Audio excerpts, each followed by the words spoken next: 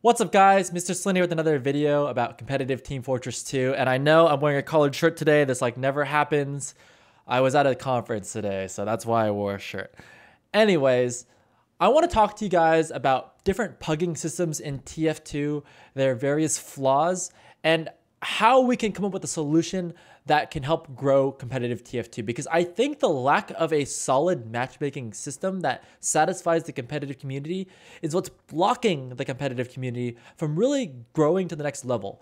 A lot of people that I talk to are saying like, TF2 can never be big enough to support 1,000 competitive players in a matchmaking system. And I've interviewed a lot of different people today, just asking some questions, trying to probe around. And the general consensus I'm getting is that like, I would never see 10,000 people in a competitive TF2 matchmaking queue. And it's like, I think there's a world where that could happen. I actually think that TF2 is a very solid game, but the existing systems that exist for TF2 are just not good enough. The first and obvious solution for matchmaking would be the in-game matchmaking client, but we all know that the matchmaking that's built into TF2 isn't sufficient enough for the competitive community because there's no rules. Sure, it's 6-on-6, but in its current iteration, there's no class limits, so you can have 6 medics on a team, and who wants to play in a game like that? 2, there's no weapon balancing, and because there's no weapon banning, you have these really overpowered weapons that are in the game that a lot of high-level competitive players don't like playing with.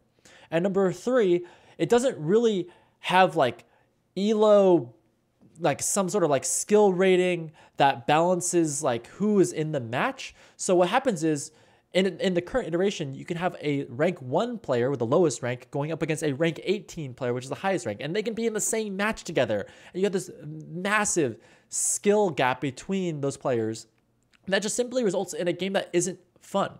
And sure, Valve says like, okay, like the way that this is balanced is like if Team A has an 18 player and Team B has an 18 player, then it's balanced. And if Team A has a level 1 player and Team B has a level 1 player, then it's balanced. And so sure, like if you add all the levels up together, they're equal, but like it doesn't result in a fun game. What you want is a game that has all rank 18s in it and a game that has all rank 1s in it. But the number of people that are adding up to the system right now is just not high enough to support that. Plus, people are not making it deep enough into the ranking system to really get that sort of depth that you need to make it to like you have a game of all rank 18s. I've never even seen a game that has more than like, a couple rank 13s in it. But then again, I haven't really played matchmaking much lately. There's a couple other pug systems that are out there for you to use. There's TF2 Center, FACEIT, and PugChamp, all of which are third-party matchmaking systems. Let's go to the first one, TF2 Center. The competitor to that one, TF2 Stadium, is exactly the same. Basically, you have a system of lobbies, of different rooms that you can create. So you create a room, then people can add themselves to that room. They fill in the classes, and then the game starts, and you hop into a server.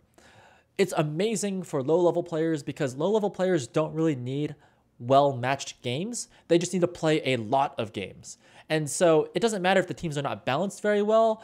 You can just hop into games, play them very quickly, and get a number of games underneath your belt by quickly hopping into servers. The downside to it is that the teams are not balanced at all. So yeah, it allows you to play with your friends. Like you can, like me and my buddy can hop on the same team together in a lobby, but yeah, it eventually gets old because at a certain point in time, once high-level players start playing, you have high-level players against low-level players, which is the exact same problem that matchmaking has right now. FACEIT also has the same problem. FACEIT has been developing their own matchmaking system. The way that it works is that you add up to a queue. Every player in the queue has an Elo attached to them. And then once it finds a game of 12 players with a relatively balanced teams, it says, okay, here's a server that you can join. You have to join a Discord server, and then you hop in the server. Now, the problem I've been hearing with FACEIT, I haven't played too many games of FACEIT myself, but the problem I've been hearing is that it's kind of first come, first serve. So if you're the first person in the server, you get to choose which class you want to play. But if you're the last person in the server, you just have to play whatever is open. And a lot of times, that class is medic, and a lot of people just don't want to play medic. And so it just discourages people from playing because you don't get to choose the class that you want to play. It's just 6 players on a team. Now you guys figure out which classes you want to play so that you can try and win the game. Then you hop out of it and there's an Elo assigned to you. And the Elo is just a generic Elo that's for you as a person and not based on the class that you're playing. So a good Elo system would have 5 different classes, right? Medic, Demo, Pocket, Roamer, Scout, and you have a different Elo assigned to each of those classes. If the system, which the FACEIT system has only one Elo, then you're kind of just like tied to it, and it doesn't really give you much flexibility for off-classing, because if I'm, let's say, 2000 Elo on 2000 rating, I don't know if people get triggered when I say Elo, but if you're 2000 rating on Pocket, but then you decide, hey, I want to play Scout for a game, it matches you up thinking you're 2000 when your Scout is only like 800. You're not as good at Scout. That's a problem. So I think generally speaking, and it also has the same problem, like I said before, of high-level players get matched up in a game with low-level players because there's not many people added up to the system right now. It's just not going to work. Like if there were 20,000 people added up to FACEIT, it would work amazingly. You just play over the course of a couple hundred games, it would be able to figure out how good you are at the game and then match it with players of similar skill level. But if there's only 18 people added, it's very difficult for the system to like create good games out of that. And so you're not really catering to the high-level players. The high-level players just never play FACEIT. You get a lot of low-level players playing in there, trying to get FACEIT points so they can earn like a TF2 skin or something. So those three systems suck. And then the final system is PugChamp. And this is modeled off of TF2 Pug NA, which is like this IRC client that was used back in the day, like really ancient times for TF2. But it's the best system for high-level pugs. Unlike the other systems, this system has a captaining system. So let's say 12 people were to add, 2 players volunteer to become captains, and the captains choose players that they want on their teams. There's a draft system. You draft the player on your teams, and then basically the captain has a win-loss ratio. So if you pick a really, really bad team, you'll actually get banned from being a captain in the future. Not to mention the fact that everyone in the server hates you and peer pressures you into never being captain ever again because they want fair teams. What captains are encouraged to do is try and win. So they'll pick the best players they possibly can and fill out their teams so that you have a pretty even match. That's a really good system. It really caters to the high-level invite players because the invite players will just group up together, pick other invite players, pick the best players, and that will create for really fun and interesting games. The downside to the system, there's many downsides. Let me go over a couple of them. First of all, because captains are incentivized to create games where both teams are equal in skill, if a player joins the system who's not skilled, they will simply not get picked. So an example I could give you would be to say that, let's say 11 invite players added to the system, but 1 low UGC Steel player added to the system. Well, the 11 invite players wouldn't want to start the pug. They would simply not start the pug and wait for the 12th invite player to join so they can have a good game and basically exclude the UGC Steel person. That's probably a good thing because you don't want a Steel person playing up against invite players. But it just creates a situation where not everyone is included. It's a non-inclusive system. So when someone's watching my stream or when someone's watching my YouTube videos and they go, wow, SLIN, what you're playing right there looks like a lot of fun. What is that? And I say, oh, it's PugChamp. And they go, how do I get involved? And I go, you can't, because this system only caters to high-level players. You're probably not good enough to get picked. The captains don't know who you are. You're not a known entity. They probably don't trust you to carry your weight. And so they're simply not going to pick you ever. So I've talked to players, many players, who've added up to like 20 to 30 games, and they will literally never get picked. They're going to continue adding because they want to hopefully play with the invite players one day, and they want to hopefully prove themselves to those invite players that, yes, I am good and I can get picked. But until they get that pick that first time, and until they get that first shot at bat to prove themselves to the community, they will just simply never get picked. And if you get picked and you're bad, oh man, you're just never, ever getting picked. So it doesn't include all players. The way to solve that problem is to simply start a second pug, right? So let's say this pug had all invite players, and this pug has, you just start the second pug, which has all Steel players, right? Now this second pug probably has like a mix of like intermediate, open, oh, there's no more intermediate, but like open, you know, UGC Plat, UGC Steel, like it has a mix of players. So then you start a third pug. At some point in time, at the nth pug, so let's say you had, 50 pugs down, there would still be a group of players that are always going to get fat kitted. But that's not a problem because the players at the bottom always have an incentive to try and add up to the pug because they want to challenge themselves. They want to play against players that are better. So you really need a system that attracts the highest level players. So PugChamp is actually amazing for that. Let's go to the other problems that PugChamp has, right? The issue that I see with PugChamp is that it's not scalable. You cannot have more than 3 pugs going at any point in time. It's just simply not possible. More than 3 concurrent PugChamps is not possible. Because let's say you have a 4th pug. By the time the first 3 pugs finish picking and they get to the 4th pug, you know, it takes about 10 minutes to pick each time. The 4th pug, it will never start because the first pug will have finished. So by the time you get down here, Banny's already added up again. All the invite players are already added again. And so when that 4th pug starts, it'll actually just be a repeat of the first pug. So let's say there's 1,000 people added. The 1,000th person that is added to PugChamp will literally never play because they're not going to get picked because they're not good enough. But even if there were 1,000 invite players added, the system just can't support that because by the time it gets down to the, you know, nth pug, the 4th, 5th, 6th pug, or whatever it is, how many you can support, you'll just choose Banny again. You'll just choose the best players all over again. And so you need a way to be able to pick pugs at the same time. Does that make sense? Because right now you're picking 1 pug at a time. If you could pick all the pugs at the same time, that would solve the problem.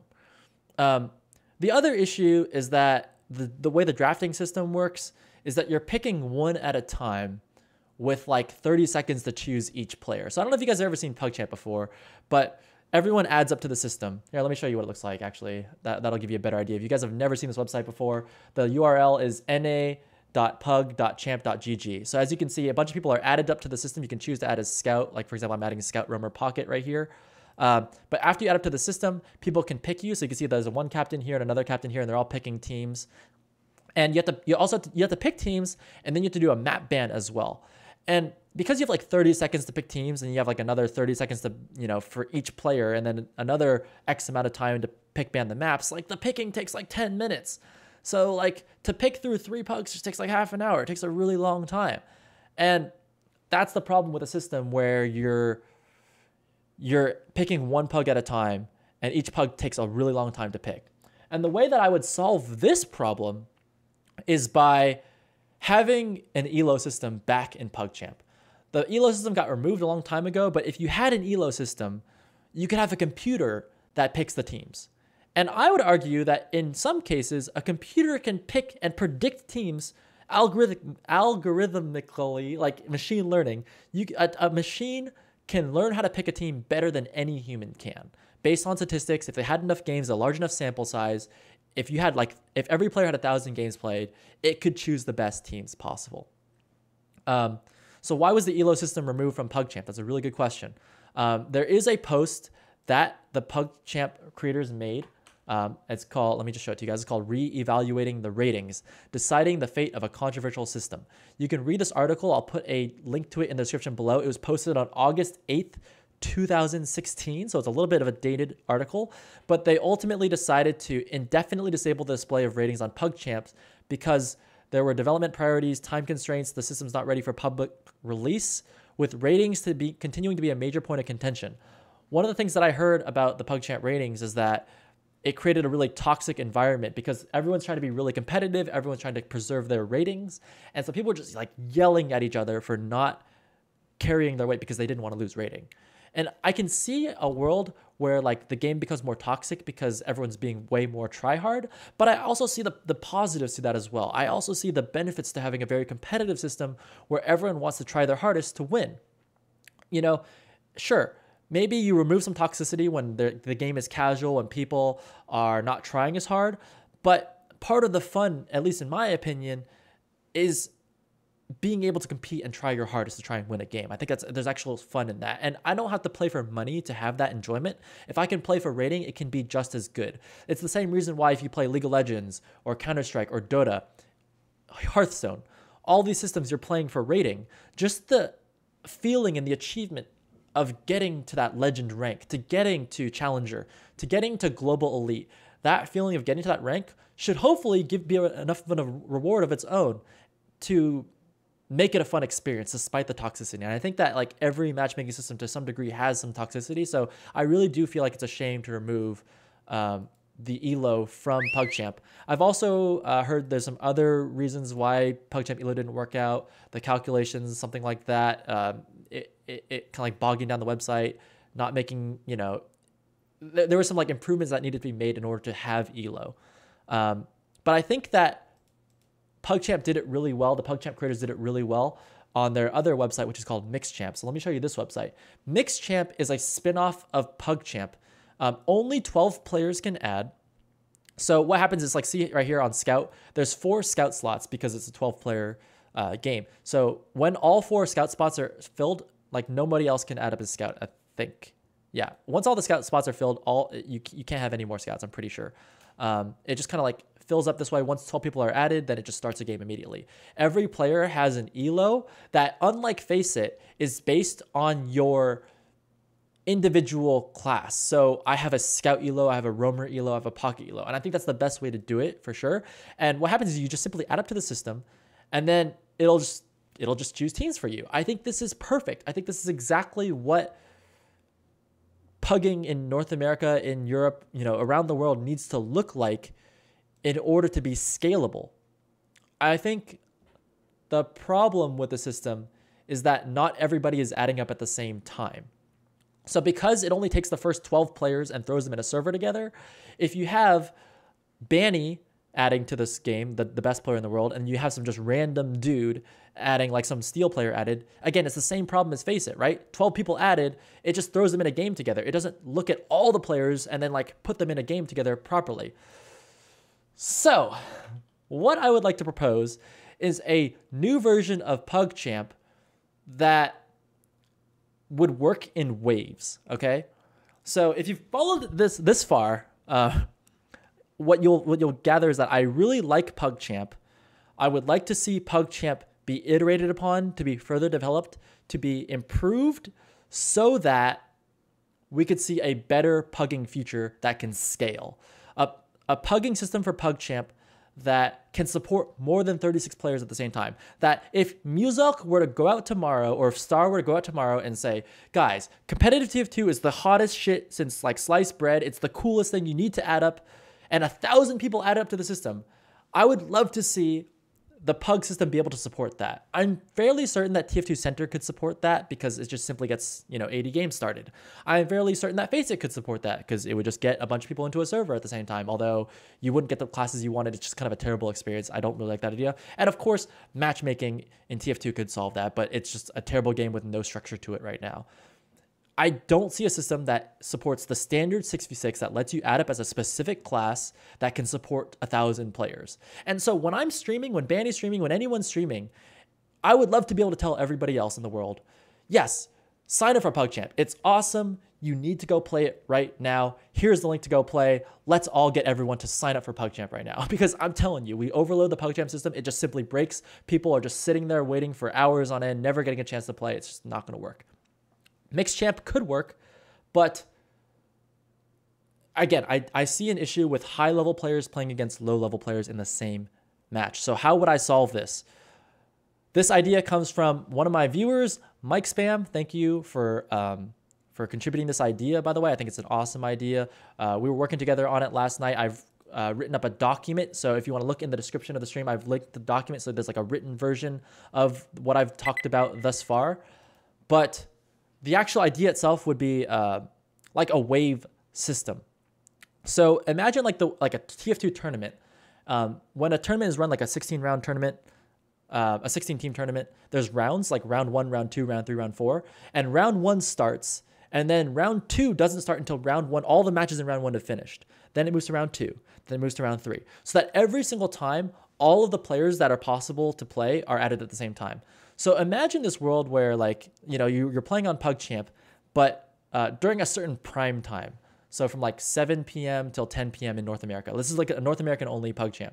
But instead, you had a prime time with between 7 and 10 p.m. where you could add up and play.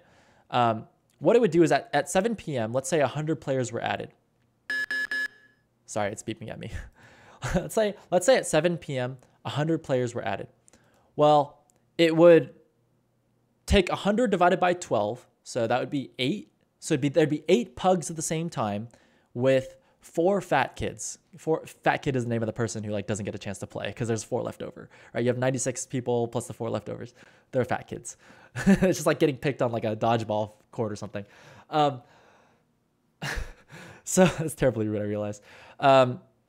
So what the system would do is it would algorithmically pick teams based on your rating, and then 8 pugs would start all at the same time. And after the pugs get started, you have like a limited amount of time to join the server. So like 3 minutes, this is pretty standard. You have 3 minutes to join the server, and the matches would all be 30 minutes with no overtime. So within 33 minutes, all the matches should complete at the same time. The system will wait for all matches to finish, okay? And then it would allow for a couple minutes of buffer time. It would calculate your new skill rating based on whether you won or lost. And then the second wave would start 40 minutes later from the initial start. Does that make sense? So the wave 1 would start at 7 o'clock. Wave 2 would start like 7:40. Wave 3 would start at 8:20. But you have continually rolling pugs where it simply waits to synchronize all the players, and then all players are added at the same time, and all players start at the same time. So it's just MixChamp, but with instead of a limit of 12 people that you can add, it's unlimited. You can have 10,000 people adding to the system. It'll just divide it by 12, start that many number of pugs, and then there's a certain X number of fat kids, and then you have just Elo games just constantly going. And the reason why this is a good idea is because it takes all the benefits of PugChamp, which is a captained system that chooses the best players possible to fill the pug. And instead of having a human being choose the teams, which is slow and inefficient, it simply automates that process. And like I said, it's possible that a computer can pick even better than a human being can, especially for the lower level pugs. Now, I've actually talked to a lot of invite players about this idea because I think it's a really cool idea. A lot of them actually kind of shoot it down a little bit, saying that there might be certain clashes within people. Like they might not be able to play with certain people. Like, Mr. SLIN doesn't like playing with Mike Spam because he thinks he's a dick. So if Mike Spam was in the same game as me, I would just bail. But I think even though there's like a cost there, I actually think the benefits outweigh the cost, which is that you have a solo queue system where everyone can add up, and it just lets you play. It lets everybody play PugChamp basically, all at the same time. I think that's a tremendous benefit that's never been seen before. It allows the game to scale to like thousands of players. I mean, I doubt that thousands of players would ever even sign up for this at the beginning. I'd be lucky if it was like 50 players signing up. But it'd be cool if like thousands of players were signing up for this thing, and you just had this scalable matchmaking system that had all the rules of comp TF2 that you wanted, right? You had your class limits, you had your weapon bans, you had the map pool that you wanted. Like it's just the game that you want, but automatically picking. And I think the cost of like not being able to play with the people that you want all the time is fine. Because people came, I pitched this idea to a couple people. They said like, oh, I would really like to be able to ban playing with, Mike Spam. I really don't like Mike Spam, so I'm just going to ban playing against Mike Spam. But like, you can't do that right now in League of Legends. You can't do that right now in Counter-Strike or Dota. You can report people for harassment and not following a certain code of conduct. But I think the system should allow you to just play with anybody. And the reward of playing in the system is simply to get the highest rank at the end of the season, right? It's just the recognition of getting a high rank, of proving that you're the best. And I think the fun of playing for Elo is something that I really miss from PugChamp, and I really want them to reinstate that into PugChamp.